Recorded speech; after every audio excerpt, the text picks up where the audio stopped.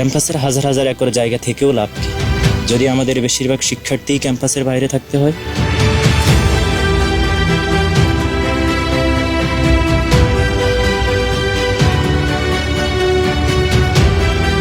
Shuttle train miss হওয়া বা পর্যাপ্ত না থাকার কারণে প্রতিদিনের এই দুর্ভোগ এখন আমাদের নিত্যদিনের সঙ্গে, যার জন্য হারিয়ে যাচ্ছে আমাদের জীবনের মূল্যবান সময়।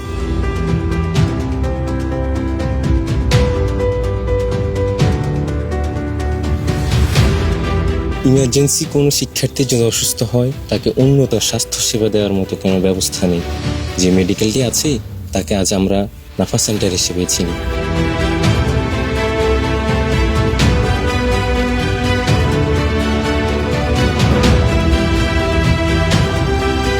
সকাল দুপুর আর শুধু সন্ধ্যায় নয়, অনেক সময় আমরা নিরাপত্তা সংকটে ভুগি।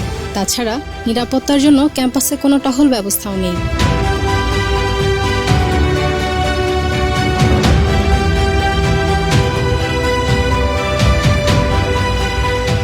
অস্বাস্থ্যকর পরিবেশ এবং নিম্নমানের খাবার খেয়ে ফুড পয়জনিংয়ে ভুগে মৃত্যুবরণ করেছে অনেকেই, অসুস্থ হয়েছে বহু শিক্ষার্থী।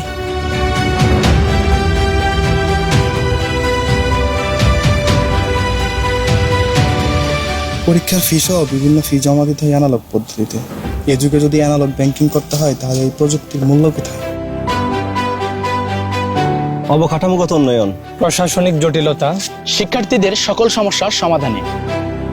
স্বপ্নের ক্যাম্পাস গড়তে আমরা ঐক্যবদ্ধ।